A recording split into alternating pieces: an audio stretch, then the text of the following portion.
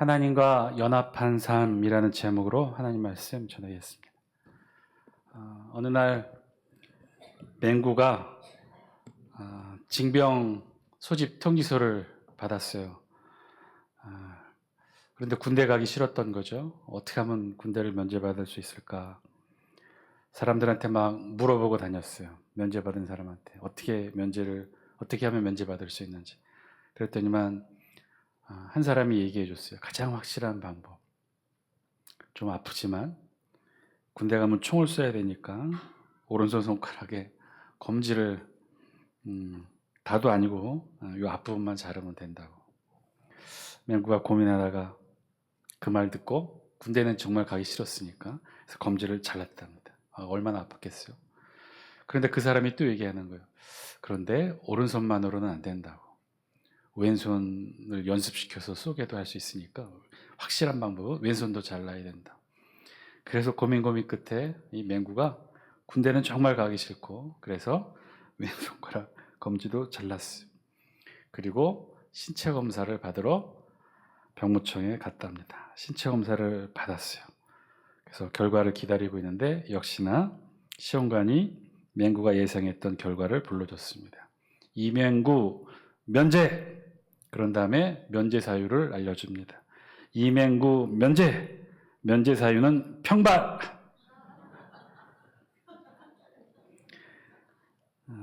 알고 봤더니 맹구는 평발이었던 거죠. 그러니까 평발이었기 때문에 손가락을 잘라지 않아도 되는데 군대를 안 가려는 방법이나 행위는 분명히 잘못된 것이고 위법한 일이기는 하나 이 맹구가 좀 잘 알았으면 진짜 어리석은 일들은 하지 않아도 되었겠죠. 우리도 인생을 살다 보면 비슷한 경험을 하기도 합니다. 사실은 그러려고 한 것은 아니나 하다 보니 결과가 엉뚱하게 되는 경우들이 종종 있죠. 잘 모르면 그렇게 되는 거예요. 제대로 알면 그렇지 않을 텐데 제대로 잘 모르면 엉뚱한 노력으로 실패의 삶을 경험하게 됩니다. 우리 신앙도요, 돌아보면 잘 몰라서 늘 엉뚱한 결과를 만들어내는 경우들이 종종 있죠. 그래서 잘 알아야 돼요. 우리 신앙도 정말 제대로 잘 알아야 돼요. 왜냐하면 우리 신앙의 여정도 만만치 않기 때문에 그래요. 우리 일생이 달린 게 우리 사실 신앙의 여정 아닙니까? 예수 그리스도를 믿는 바로 그 순간부터 무덤에 가기까지, 아니 영생의 삶까지 우리의 신앙의 여정은 지속돼요. 멈춤이 없단 말이죠.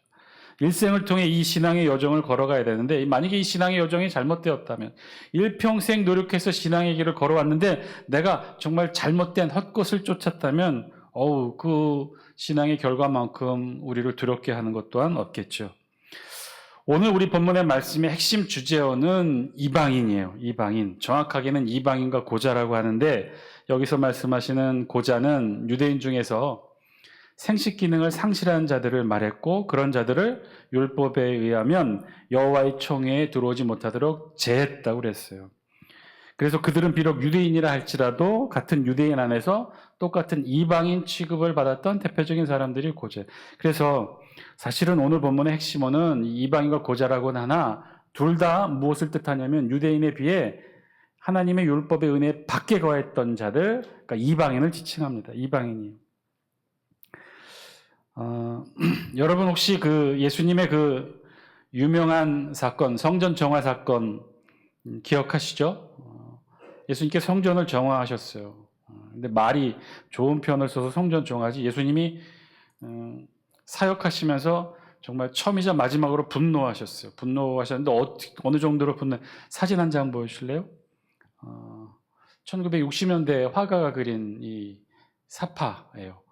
그런데 여러분 보시기에 약간 오른쪽에 붉은색 겉옷을 입으신 분이 예수님인데 손에 뭘 들고 있죠. 이게 좀 확대가 되면 좋은데 확대했으면 좋은데 예수님 손에 든 게 뭐가 있어요? 뭔지 아셔? 채찍. 끈으로 채찍을 만드셔서 정말 내리치셨어요. 근데 사실은 여기가 사실 좀 위험한 장소인데 성전 안에서 장사하는 곳이었어요. 그러니까는 로마 제국 안에 예루살렘이라는 도시는 국제적인 도시였고 당시 커다란 명절, 6월절 명절에는 로마 제국에 있는 각지에 있는 디아스포라 유대인들이 전 세계 각지에서 이 예루살렘으로 몰려왔기 때문에 여기 그 중에서도 이곳 장사하는 곳 수많은 사람들이 200만 명이 운집한다고 그랬어요. 그 좁은 헤롯 대성전 안에 200만 명이 들어가 있었으니 얼마나 많은 사람들이 복잡복잡거렸겠어요. 거기서 장사하는 사람들이니 고가의 물건들을 장사하니 보통 장사치들은 이 고가의 물건과 함께 누구를 거느리고 있었냐면 사병들을 거느리고 있었단 말이에요. 근데 그런 칼을 찬 사병들 그런 사람들이 있었는데 거기에다 대고 예수님이 지금 채찍으로 휘두르고 계신 거예요. 싸움을 하시는 거예요. 그러니까 굉장한 분노를 내시면서 예수님이 상을 뒤엎고 이 성전에서 장사하는 이들을 향해 분노를 쏟아 놓으셨단 말이에요. 그런데 예수님은 이곳에서 분노하시고 이들을 채찍으로 내리치신 이유가 뭘까요? 왜 그렇죠? 이들이 이곳에서 뭘 했기 때문에 그래요? 장사를 했기 때문에 그래요. 어떤 장사를 했어요? 재물 장사를 했어요. 재물 장사. 하나님께 1년에 3번 제사를 드려야 했어요. 이스라엘 모든 백성들은 어디에 있든지 간에. 그러면 자신이 살던 곳에서 하나님 앞에 제사를 드려야 되니까 뭘 반드시 가지고 가야 돼요? 재물을 가지고 가야 된단 말이에요. 그러니까 자신이 살던 지역이 멀면 멀수록 자신들이 직접 좋은 재물을 가지고 가나 그 길이 먼 길이기 때문에 가는 도중에 재물이 상하기도 하고 다치기도 하고 도둑맞기도 한단 말이죠. 특히나 성전의 재물을 담당하는 제사장들이 성전에서 재물 장사하는 자들과 짜고 의도적으로 이 재물은 여기가 상했으니 상한 재물은 하나님 받으실 수 없으니 이렇게 퇴짜를 놓는단 말이에요. 그러면 상인들에게 가서 강매하도록 그렇게 했던 거죠. 그래서 재물과 함께 또한 성전에서는 성전에 들어가려면 반드시 뭘 내야 돼요? 성전세도 내야 된단 말이에요. 그런데 성전세를 내야 되는데 아까도 말했다시피 예루살렘은 당시 로마 제국 안에는 국제적인 도시였어요. 제국 여러 곳에 흩어져 있는 유대인들이 자기가 살던 곳에서 돈을 가지고 예루살렘 성전에 왔는데 각 지역의 화폐가 다 다르잖아요. 근데 그걸 다 다른 화폐로 낼 수가 없어서 이 성전에 오면 이곳에서 환전상들에게 돈을 바꿔야 했단 말이에요. 그러니까 여기에는 재물장사하는 사람들, 환전하는 사람들. 그래서 장사를 하는 이곳에서 예수님이 그래서 채찍을 드시고 화를 내셨어요. 자, 그러면 예수님은 왜 화가 나신 걸까요? 왜 화가 나신 거죠? 이곳에서 이들이 장사를 했기 때문에. 근데 정확하게는 그게 아니에요. 왜 예수님이 이곳에서 화를 내셨느냐? 정확하게 의미하면 이곳에서 예수님께서 화를 내신 건 이들이 이곳에서 장사를 했기 때문이 아니에요. 왜냐하면 사진 한 장 보실까요? 사진 보시면 이게 전에도 말씀드렸다시피 헤롯이 지은 헤롯 대성전이었어요.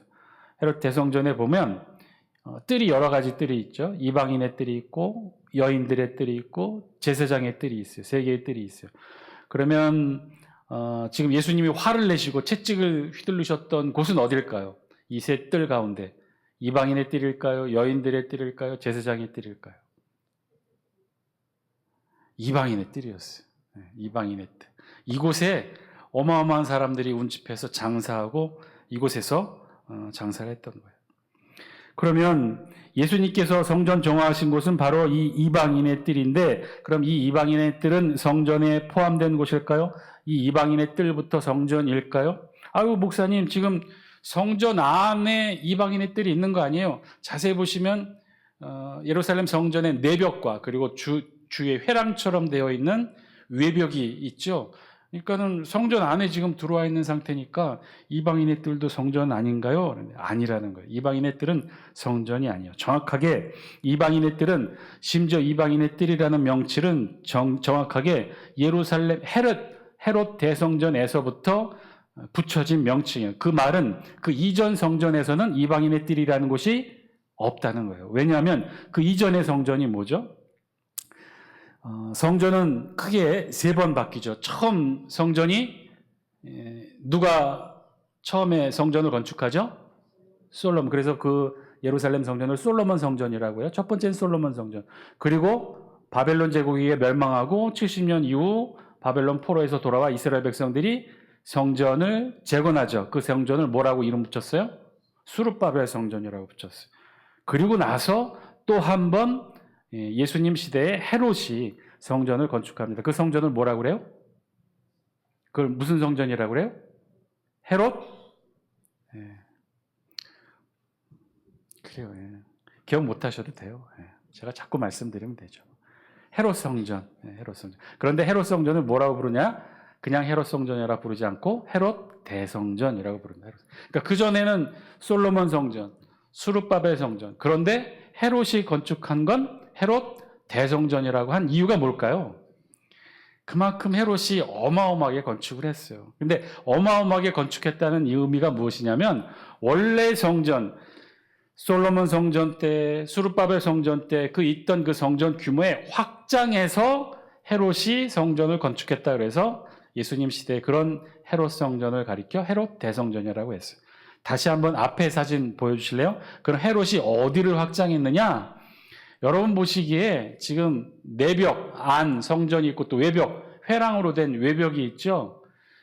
이 헤롯은 이 외벽을 건축했어요. 원래는 그러면 원래 솔로몬 성전이든지 수르바벨 성전이든지 원래 성전의 건물 규모는 여인들의 뜰부터 시작하는 거예요. 여인들의 뜰, 제사장의 뜰.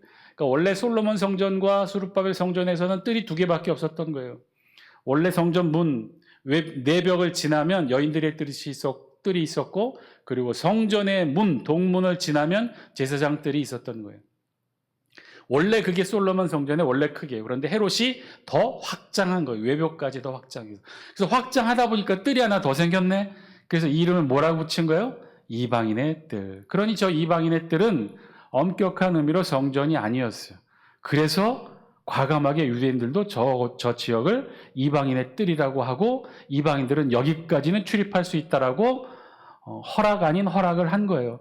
정확하게 유대인의 입장에서 보면 저긴 성전이 아니기 때문에 자신들은 허락하지 않은 거예요. 그러니까 정확하게 저 이방인의 뜰은 성전이 아니기 때문에. 그러니까 저기서는 장사를 해도 돼요? 안 해도 돼요? 해도 되는 거예요. 율법의 저촉이 안 돼요. 그리고 실제 성전 관리를 하는 제사장과 레위인들의 입장에서는 이방인들이 저기에서 와서 장사해 주기를 바랬어요. 그래야지 자신들에게도 이문이 생기기 때문에. 그리고 율법에도 저촉되는 부분이 아니니까. 자, 그러면 다시 처음으로 돌아가서 그럼 예수님은 왜 성전 뜰에서 장사해도 되는데 아무런 율법에 문제가 없는데 그러니까 이방인의 뜰에서 장사를 해도 되는데 아무런 문제가 없는데 왜 예수님은 왜 화를 내신 거예요? 예수님이 화를 내신 이유는 따로 있었어요. 저 이방인의 뜰에서 그럼 이방인들을 장사할 수 있고 유대인들도 장사할 수 있는데 그런데 예수님이 진짜 화내신 것은 저기서 장사해서는 안 될 사람들이 장사했기 때문에 예수님이 화가 나신 거예요. 누가 장사를 했어요? 저기서 제사장들, 레위인들이 재물장사, 환전상을 했단 말이에요. 그러니까 예수님이 진짜 화가 나신 거죠. 정말 저 성전 그 이방인의 뜰에서 장사해서는 안 될 사람들이 제사장들과 레위인들까지도 장사하지 말아야 될 사람들이 성전 관계자들이 제사장들과 레위인들이 이곳에서 이방인들과 함께 장사를 했기 때문에 절대로 장사를 해서는 안 되는 이들이 이곳에서 장사를 했고 그것도 무엇과 관련된 장사를 한 거예요. 제사장들과 레위인들이 무슨 장사했겠어요? 세상 장사를 했겠어요? 그렇지가 않잖아요.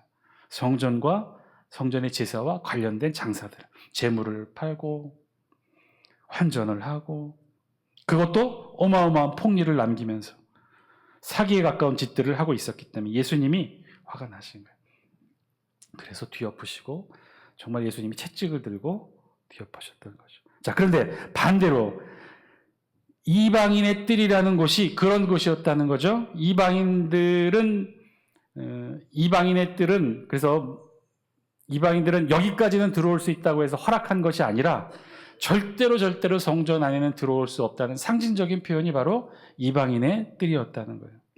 자, 오늘 우리가 다시 읽은 본문 이사야서 56장의 말씀을 보면 여기에서는 하나님께서 예언을 통하여 아주 좀 더 특별한 예언의 말씀을 이사야를 통해서 예언하고 계시는데 보통은 예언서에 심판의 말씀과 이어서 회복의 말씀을 하시는데 오늘은 그 회복의 대상이 좀 특별해요.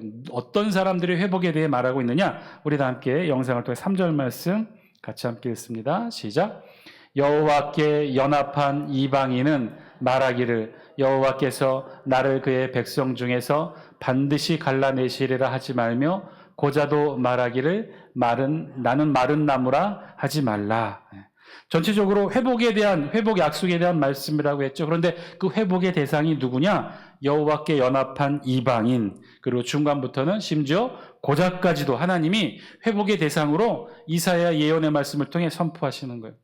자, 이 말의 의미는 이사야 예언의 말씀이 선포되기 전까지는 이들에게는 절대로 하늘의 은혜와 구원의 대상자들이 아닌 거예요. 이방인들은 하나님의 구원의 대상이 되지 못했어요. 또 유대인이라 할지라도 고자 생식 기능을 상실한 자들은 하나님의 구원의 은혜의 대상에 포함되지 않았어요. 여호와의 총회에서 영원히 제한다고 했단 말이에요. 자, 그런 이들을 지금 하나님께서는 회복의 말씀으로, 회복의 예언의 말씀으로 이들에게도 구원의 문을 넓혀주신다는 거예요. 그래서 뭐라고 우리 성경이 3절에서 말해요? 이방인들, 나를 그의 백성 중에서 반드시 갈라내시리라.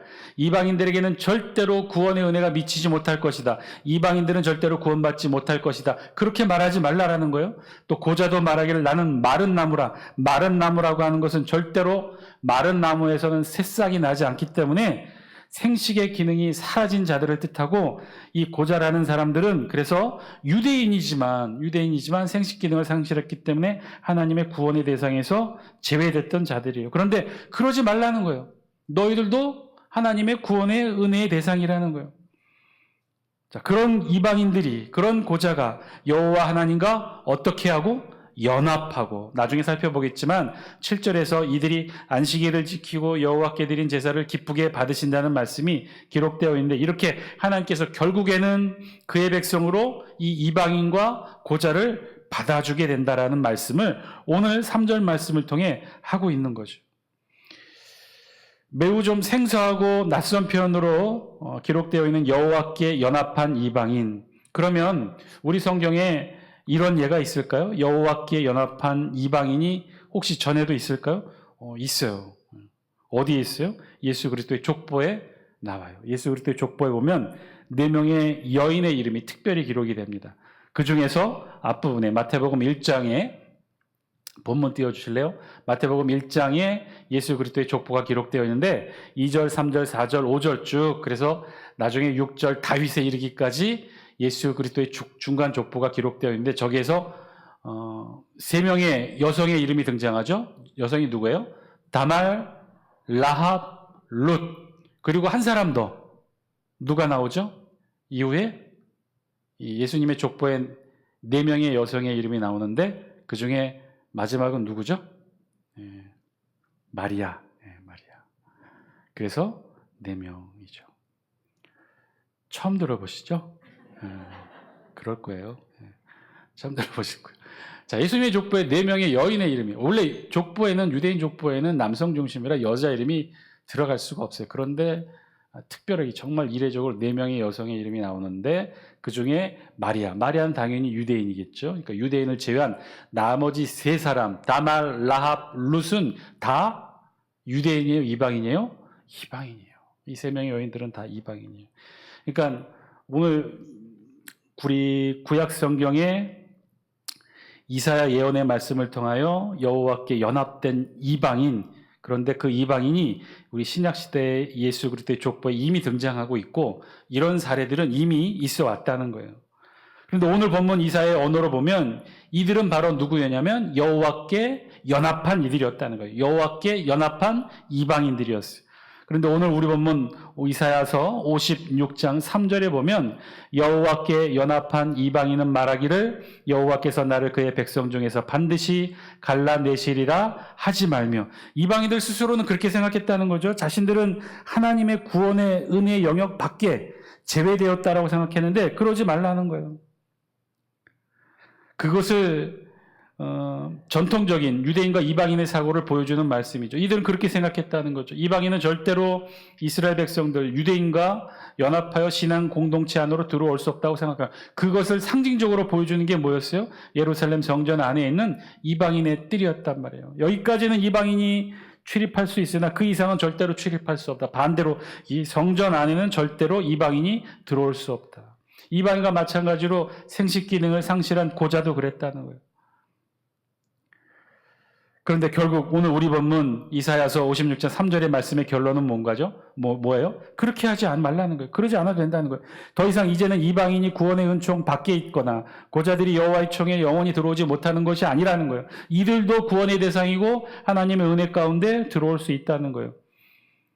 여호와께 연합한 이방인은 하나님께서 나를 그의 백성 중에서 갈라내실 것이다 라고 이제는 말하지 말라는 거죠. 고자들도 나는 여호와의 총에 들어가지 못하니 스스로 나는 마른 나무라 하지 말라는 거예요. 왜요? 4절 말씀 우리 영상을 통해 같이 함께 읽습니다. 시작. 여호와께서 이와 같이 말씀하시기를 나의 안식일을 지키며 내가 기뻐하는 일을 선택하며 나의 언약을 굳게 잡는 고자들에게는 뭐라고요? 안식일을 지키고 하나님의 언약을 굳게 잡는 자들에게는 어떻게 하신다는 거예요? 왜냐하면 하나님께서는 이들을 내치지 않으신다고 이사야서 50장 3절에 기록했는데 그 이유가 무엇이라고요? 그들이 여호와 하나님과 연합한 이방인들이기. 그런데 연합이라는 게 무엇을 의미해요? 안식일을 지키고 하나님이 기뻐하시는 일을 선택하고 하나님의 언약을 굳게 잡으면 이렇게 하면 하나님이 어떻게 한다는 거예요? 이들도 구원의 은총 가운데 들어오게 한다는 거예요. 우리 5절 영상을 통해 같이 함께 읽습니다. 시작. 내가 내 집에서 내 성 안에서 아들이나 딸보다 나은 기념물과 이름을 그들에게 주며 영원한 이름을 주어 끊어지지 아니하게 할 것이며 이들에게도 지금 어떻게 하겠다는 거예요? 이방인들에게도 고자들에게 어떻게 하겠다는 거예요? 안식일을 지키고 하나님이 기뻐하시는 일을 하고 하나님의 언약을 굳게 잡은 즉 하나님과 연합한 이들을 하나님과 연합한 이방인들을 어떻게 한다는 거예요? 아들이나 딸보다 나은 기념물과 이름, 그중에서도 영원한 이름, 하나님의 공동체 안에 있는 선민의 백성들의 자녀들보다 더 나은 기념과 이름을 영원한 영생을 누리는 이름을 주시겠다라고 약속하신 거예요. 여호와의 총에 들어가지 못하는 고자들에게도 주시겠다고 말씀하신 거죠. 또한 그뿐이 아니라 고자들뿐만 아니라 이방인에게도 그렇게 하시겠다는 거예요. 우리 다 함께 6절 말씀 영상을 통해 같이 함께 읽습니다. 시작. 또 여호와와 연합하여 그를 섬기며 여호와의 이름을 사랑하며 그의 종이 되며 안식일을 지켜 더럽히지 아니하며 나의 언약을 굳게 지키는 이방인마다 하나님과 연합하는 것. 어떻게 해요? 연합이 어떻다는 거예요? 어떻게 하면 연합한다는 거예요? 하나님을 섬기고 하나님을 사랑하고 하나님의 종이 되고 안식일을 지키고 그래서 하나님의 언약의 말씀을 지키는 누구마다 이방인마다 그렇게 하나님 여호와와 연합한 이방인마다 어떻게 하신다고요? 7절 같이 함께 읽겠습니다. 시작. 내가 곧 그들을 나의 성산으로 인도하여 기도하는 내 집에서 그들을 기쁘게 할 것이며 그들의 번제와 희생을 나의 제단에서 기꺼이 받게 되리니 이는 내 집은 만민이 기도하는 집이라 일컬음이 될 것이라. 가장 확실한 약속을 하고 계시죠.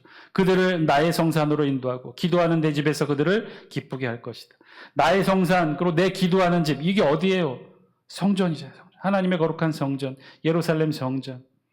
예루살렘 성전에서 이제는 그들을 이방인의 뜰에서 제한하고 다시는 못 들어오게 하는 것이 아니라 그들을 받아들인다는 거예요. 심지어 받아들일 뿐만 아니라 그들이 여호와 하나님께 제물을 드리고 제사를 드리는 걸 내가 기쁘게 받으시겠다라고 하나님께서 그렇게 말씀하신 거죠. 즉 이는 곧 예루살렘 성전에 이방인의 뜰로 이방인과 유대인 사이에 막혔던 담을 이제 하나님께서 헐어버리시겠다는 거예요. 예루살렘의 성전에 있는 이방인의 뜰과 장벽이 이제는 사라지게 된다는 거예요. 언제? 예루살렘의 이방인의 뜰이 장벽이 언제 사라지게 되죠? 언제 그런 일이 일어나나요? 유대인들은 아직도 지금까지도 이해하지 못하는 역사적 사건, 예루살렘 성전의 파괴. 언제요? AD 70년 로마 장군 티투스에 의해 예루살렘이 완전히 함락되지요. 끝까지 로마에 저항했던 예루살렘은 로마 군대에 의해 완전히 회파됩니다. 로마 제국의 철칙이 있어요. 이민족에 대해서 무척이나 자유로웠던 이 로마 제국이 단 하나 그렇지 못한 경우가 있어요. 끝까지 로마에 대항한 나라는요. 그런 나라나 도시는 아주 철저히 응징하는데 어떻게 하느냐. 모든 성벽, 도시 다 그 벽돌을 무너뜨려요. 그리고 그 땅을 뒤집어 놓고 그 땅에다가 소금을 뿌려요. 예루살렘이 그런 본보기가 되었어요. 왜냐하면 끝까지 저항이 있기 때문에. 그래서 로마 제국은 그 예루살렘을 흔적도 없이 다 사라지게 됩니다. 그래서 예루살렘 성전이 다 무너졌던 거예요. 예수님께서 예루살렘 성전을 보시고 하셨던 예언의 말씀처럼. 어떤 말씀? 마가복음 13장 1절과 2절에 있는 말씀, 우리 영상을 통해 같이 함께 읽겠습니다. 시작. 예수께서 성전에서 나가실 때 제자 중 하나가 이르되 선생님이여 보소서 이 돌들이 어떠하며 이 건물들이 어떠하니이까? 예수께서 이르시되 내가 이 큰 건물들을 보느냐? 돌 하나도 돌 위에 남지 않고 다 무너뜨려지리라 하시니라. 이때 예수님과 제자들이 봤던 성전이 어떤 성전이에요? 헤롯 대성전이었어요. 그래도 그 어마어마한 규모의 헤롯 대성전을 보고 제자들이 예수님께 묻자 예수님이 어떤 예언을 하신 거예요? 너네들이 보는 이 건물, 이 큰 건물들을 보느냐? 돌 하나도 돌 위에 남지 않고 다 무너뜨려지리라. 실제로 돌 하나도 돌 위에 남지 않고 다 무너뜨려지죠. 서쪽 장벽 하나만 달랑 남고. 그게 지금의 예루살렘이에요. 지금도 유대인들은요, 아쉬워하고 안타까워하고 절대로 잊지 못하고 또 절대로 이해할 수 없는 사건, 예루살렘이 무너진 사건이에요. 왜 도대체 하나님은 예루살렘이 무너지도록 내버려 두셨을까? 왜 하나님은, 예수님은 그런 성전 멸망 예언을 하셨을까? 다 이유가 있다는 것이죠. 최소한 오늘 본문 이사야 예언의 말씀에 의하면 예루살렘 성전은 반드시 무너져야 했다는 거예요. 왜요? 그곳에는 무엇이 있기 때문에?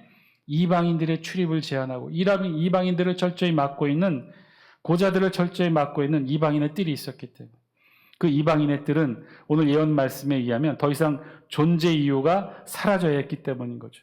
성전의 지성소의 휘장이 위에서 아래로 찢어졌던 이유와 함께 왜 그토록 예루살렘 성전의 모든 벽들이 다 예수님 예언처럼 돌 하나도 돌 위에 남지 않고 모두 다 무너져야 했던지, 그 이유를 오늘 예언의 말씀, 이사야의 말씀을 통해 다시 한번 이해하게 됩니다.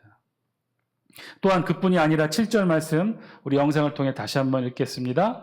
7절입니다. 시작.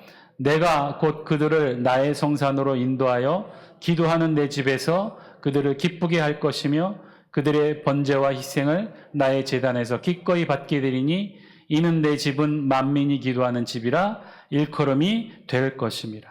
그들의 번제와 희생을 나의 제단에서 기꺼이 받게 되리니, 이방인들이 여호와의 성전에 출입할 수 있게 될 뿐만 아니라 성전에서 그들이 하나님께 제사 드리게 될 것이고 그들의 제사를 하나님께서 기쁘게 받으시겠다는 말씀이죠. 그래서 명실상부하게 하나님의 성전을 뭐라고 부른 거예요?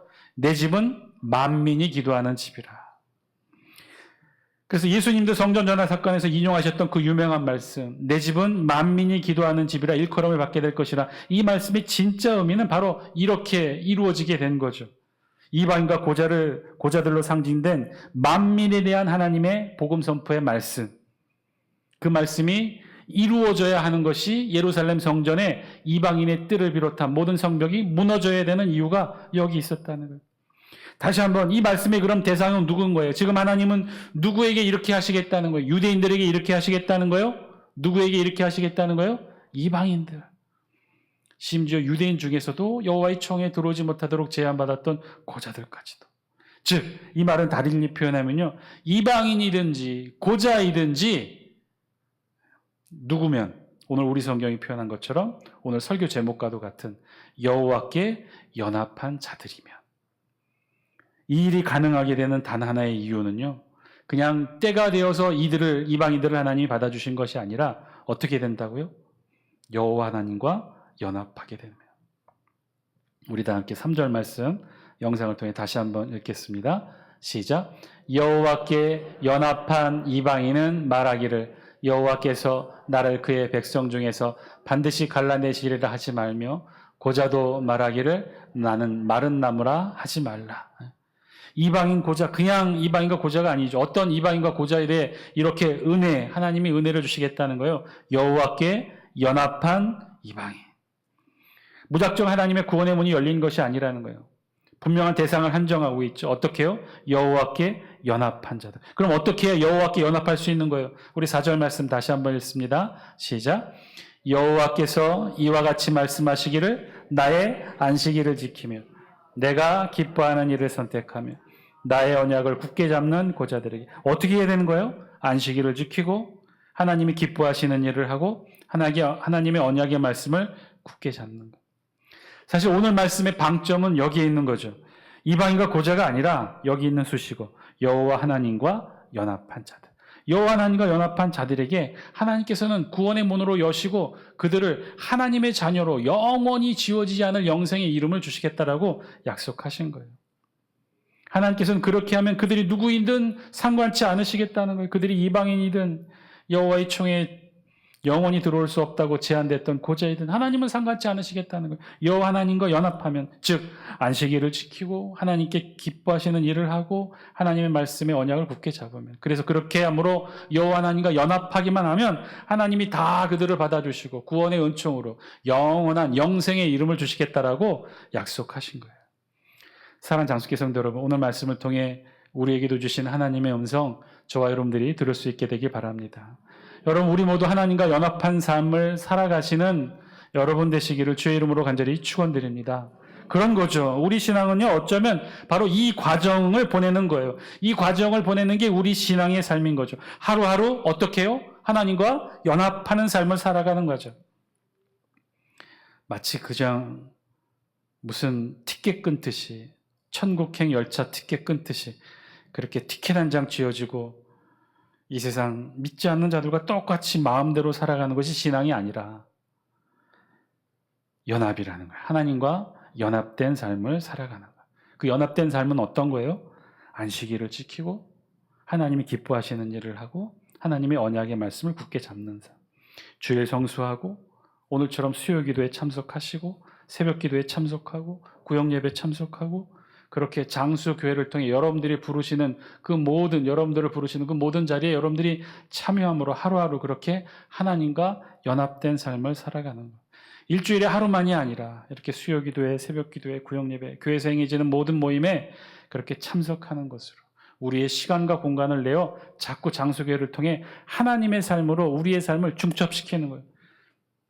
그것이 하나님과 연합되는 삶. 아이고, 주일도 힘들어 죽겠는데 수요기도에는 무슨, 새벽기도에는, 구역예배는 한간 사람들이 모이는 것이고 내가 얼마나 바쁜데 주일만 지키면 되지, 천국행 티켓만 지면 되지, 하나님이 나를 구원하셨으니까 나는 무조건 천국 가. 그게 아니라는 거죠. 신앙은 그렇지가 않다는 거예요. 신앙이라는 그런 것이 아니라는 거예요. 하루하루, 일주일에 하루 주일 예배 참석하는 것이 아니라 그것으로는 부족한 거죠. 끊임없이 우리 삶의 면적을 어떻게 해요? 하나님과 함께하는 신앙의 면적으로 같이 중첩시키는 거예요. 이곳에 나와서 나의 시간의 삶의 면적을 자꾸 하나님과 함께 중첩시키는 거예요. 하나님의 시간으로 채우는 거예요. 주일 예배뿐만 아니라 그러면 자꾸 나와야 돼요. 수요기도 나오고 새벽기도에도 나오고 구역 모임에도 나오고 각종 선교회 모임에도, 교회에서 나를 원하고 불려지는 모든 모임에 우리의 신앙의 삶의 면적을 조금씩 넓혀가는 것, 그게 곧 여호와 하나님과 연합된 삶을 살아가는 거예요. 자꾸만 우리 개인의 삶을 하나님과 함께하는 예배의 삶으로 채워나가는 것, 그것이 곧 하나님과 연합된 삶을 살아가는 것이라는 거죠. 그렇게 자주 하나님과 연합된 삶, 시간들을 늘려가다 보면 그 속에서 들려오는 하나님의 음성 들을 수 있는 기회가 더 많이 늘어나겠죠. 매 예배 시간마다 하나님이 말씀하시는 그 음성, 그 말씀 붙들게 되고, 그러면 하나님이 기뻐하시는 것, 내 삶을 통해 하나님이 기뻐하시고 원하시는 것이 무엇인지 깨닫게 되고, 그럼 그것을 이루어가려고 노력하고, 그러면 그게 바로 하나님과 연합된 삶을 조금씩 우리의 삶 가운데 넓혀가는 것이 되겠죠. 점점 더 하나님과 일치되는 삶, 하나님과 함께하는 삶으로 우리 삶이 점점 더 포개어지게 될 때 진정 영생의 삶, 우리도 마땅히 당당히 누릴 수 있게 되는 것이죠. 여러분, 우리에게 안식을 지키고 예배 자리 지키는 것에는요, 그런 의미가 있다는 거예요. 주일 예배, 수요기도회, 새벽기도회 참석하는 것이 그냥 성경 말씀 읽고 그것이 무슨 큰 의미가 있을까 싶지만 아니라는 거예요. 우리가 매주일 매일 깨어 일어나서 주의 성전에 나와 예배드리고 우리 몸을 보여드리고 함께 공동체로 예배드리고, 그리고 그 속에서 들려지는 나를 향한 하나님의 음성을 듣고 붙드는 것, 그리고 그것이 하나님의 약속을 붙들고 우리의 삶 속에 이루어지길 소망하는, 그것이 바로 하나님과 연합된 삶을 이루라는 거예요. 성경은요, 저와 여러분들에게 뭐 거룩한 거 요구하는 건 아니에요. 여러분들 뭐 십자가 붙들고 뭐 순교하라고 요구하지도 않아요. 그런 거 요구하는 거 아니에요. 아니, 말씀을 읽고 뭐 거룩하게 깨닫고 어디 기도원 같은 험한 곳에 가서 뭐 하나님의 신비스러운 뜻을 깨닫고 뭐 우리 성경은 절대로 여러분들에게 그런 거 원하지 않아요. 오늘 성경 볼까요? 1절 우리 같이 한번 읽겠습니다. 우리 본문 1절 말씀 함께 읽습니다. 시작. 여호와께서 이와 같이 말씀하시기를 너희는 정의를 지키며 의를 행하라. 이는 나의 구원이 가까웠고 나의 공의가 나타날 것임이라 하셨도다. 뭐라고 말씀하고 있어요? 너희는 정의를 지키고 의를 행하라고 그랬잖아요. 여러분, 정의를 지키고 의를 하는 것, 하나님의 의를 구하고 하나님의 정의를 지키는 것 얼마나 크고 위대해 보여. 그게 어떤 것일까요? 어떻게 하나님의 정의를 지키고 하나님의 의를 구할 수 있을까요? 당장 말씀 들고 뭐 저기 저 중동 기독교가 금지된 국가에 가서 복음 전하고 그리고 순교하면 정의를 구하고 하나님의 의를 이루는 것일까요? 천만에요. 뭐라고 말씀하셔요? 2절 우리 같이 함께 읽습니다. 시작. 안식일을 지켜 더럽히지 아니하며 그의 손을 금하여 모든 악을 행하지 아니하여야 하나니 이와 같이 하는 사람, 이와 같이 굳게 잡는 사람은 복이 있느니라. 사랑하는 장수교 성도 여러분, 뭐 거대한 그런 것 아니에요. 뭐 어떤 거 깨닫고 뭐 기도 열심히 하고 매 주일 매 시간마다 아니 장수교에서 여러분들을 부를 때마다 하나님의 음성으로 듣고 나와서 같이 이 예배 자리에 나와서 여러분의 시간을 하나님의 시간으로 중첩시키는 거예요. 자꾸만 우리의 시간을 하나님의 시간으로 연합하는 거예요. 그렇게 우리의 시간을 넓혀가는 거예요. 예배에 참석하고 찬양하고 기도회 하고 구역 예배 드리고 우리 남선교회 여전도회 모임하고 장수교회를 통해 여러분들을 부르신 하나님의 음성에 아멘으로 대답하고 나와서 헌신하고 기뻐하게 하고 자꾸 그렇게 시간을 넓혀가는 것, 그게 거룩한 일이고 그게 정의를 구하는 일이고 하나님의 공의를 구하는 일이라고 했어요. 사랑하는 장수교회 성도 여러분, 장수교회를 통해 하나님께서 여러분들을 부르시는 줄 믿습니다. 그 부르심의 자리에 기꺼이 참여하는 것, 이게 하나님과 연합된 삶을 이루는 것이고 이게 성경에서부터 끊임없이 하나님이 저와 여러분들에게 원하시는 정의를 구하고 하나님의 의를 구하는 일이에요. 어디 가서 뭐 순교하고 어디 가서 뭐 거룩하고 뭘 깨닫고 아니요. 절대로 그런 거 우리 성경 말하고 있잖아요. 어떻게 보면 너무 쉽고 단수로워요. 하나님의 전에 나와 부르심에 응답하고 예배드리고 안식일 지키고 말씀 붙들고 그때 들려지는 하나님의 음성 붙들고 아 하나님이 이걸 원하시는구나 그거 기쁘게 이루려고 노력하는 삶, 그 삶이 곧 하나님의 의를 이루고 정의를 실천하는 일이라고 그랬어요. 사랑하는 장수교회 성도 여러분, 그렇게 하나님 앞에서 하나님과 함께 하심으로 하나님과 연합된 삶 이루시는 저와 여러분 다 되시기를 주의 이름으로 간절히 축원드립니다.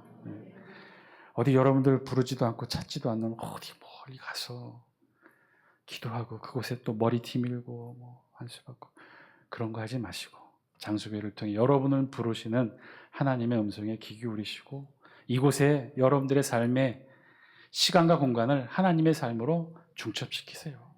그렇게 자꾸 붙드세요. 그렇게 여러분의 시간과 삶을 이곳에 자꾸 펼쳐놓고 하나님의 삶과 연합된 삶으로 채워나갈 때 하나님께서 이렇게 말씀하셔요. 우리 5절 말씀 다 함께 영상을 통해 함께 읽습니다. 시작. 내가 내 집에서 내 성 안에서 아들이나 딸보다 나은 기념물과 이름을 그들에게 주며 영원한 이름을 주어 끊어지지 아니하게 할 것이며 하나님과 연합된 삶으로 이 놀라운 축복 이루시는 저와 여러분 다 되시기를 주의 이름으로 간절히 축원드립니다.